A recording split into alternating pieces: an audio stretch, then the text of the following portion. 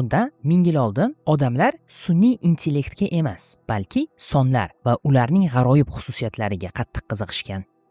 12-asrdagi haqiqiy trend esa Fibonacci sonlari edi. Ularning izlarini siz hamma joyda, qulp barglarning joylashidan tortib, ulkan dovullar va galaktikalar tuzilishigacha bo'lgan joylarda topishingiz mumkin. Yaxshilab joylashib olinglar. Bugungi videoda Fibonacci ketma-ketligi qayerda paydo bo'lganini va nima uchun kerakligini ko'rib chiqamiz. Fibonacci sonlari bu ma'lum bir qoida asosida tuzilgan raqamlar ketma-ketligidir. Bu qoida har bir keyingi son o'zidan oldingi ikkita sonning yig'indisiga tengligini aytadi. Birinchi ikkita son esa oldindan belgilangan bo'lib, ular 0 va 1 ga teng. Natijada Fibonacci ketma-ketligi 0, 1, 1, 2, 3, 5, 8, 13, 21, 34, 55, 89. Bu raqamlar qatori cheksiz davom etishi mumkin. Lekin ko'pchilik amaliy vazifalar uchun odatda dastlabki 10 ta son yetarli hisoblanadi.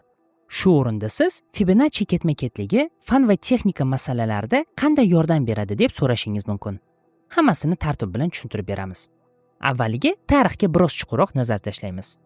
Bugun biz ko'rayotgan sonlar ketma-ketligiga birinchi bo'lib Fibonacci laqabi bilan mashhur bo'lgan italiyalik olim Leonardo Bonacci ta'rif bergan. U 12-asrda yashagan va qadimgi hamda hind matematiklarining ishlarini qunt bilan o'rganib, ko'plab foydali ma'lumotlarni topgan va o'zining Abak kitobida ularni tizimlashtirgan. Aynan shu kitobda Fibonacci sonlari ilk bor qayd etilgan.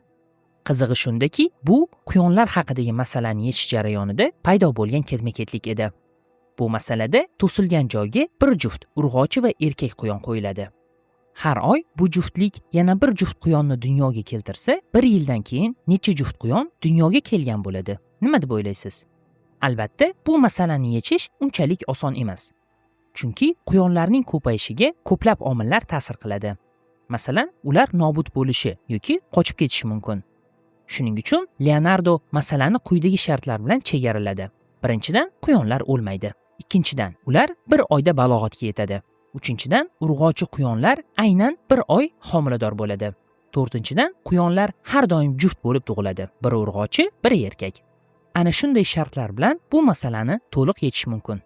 Javob esa Fibonacci ketma-ketligi bo'ladi. Mantiq shunday. Panjara ortidagi birinchi juft quyon endi joylashtirilganda juda yosh.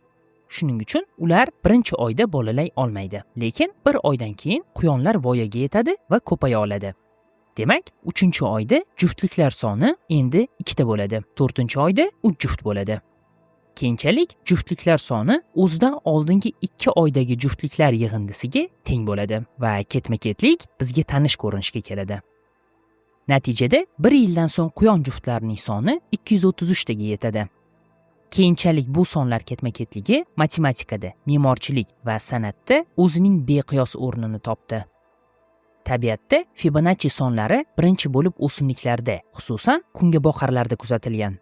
Ma'lum bo'lishicha, gul ichidagi urug'lar 2 xil spiral ko'rinishda, qisqa va uzun qatorlar shaklda joylashar ekan. Birinchisi soat yo'nalishi bo'yicha, ikkinchisi esa unga qarshi yo'nalgan. Kungaboqardagi qisqa spirallar soni 20 bitta, uzunlari esa 34 ta bo'ladi. Bu esa aynan Fibonacci ketma-ketligidagi qo'shni sonlardir. Shuningdek, Fibonacci sonlarini daraxt shoxlari va poyalarida ham uchratish mumkin. Har bir shox yangi shoxchalarni hosil qiladi va ularning soni aynan Fibonacci ketma-ketligidagi keyingi songa teng bo'ladi. Oltin kesim haqida eshitgan bo'lsangiz kerak. Fibonacci sonlarining geometrik ko'rinishini oltin kesim deb atashadi va aynan uning asosida shilliqurt chig'anoqlari, kuchli dovullar va hatto ba'zi galaktikalar spiral shaklga keladi. Rassomlar ko'pincha rasmdagi narsalarni chiroyli joylashtirish va uyg'un ko'rinishi uchun oltin kesimdan foydalanishadi. Suratkashlar ham xuddi shunday usullardan foydalanishadi. Natijada rasm mutanosib va ko'zga yoqimli chiqadi. Shuningdek, Fibonacci sonlari yuz tuzilishi, inson tanasi va boshqa qismlarni mutanosib yaratishda yordam beradi.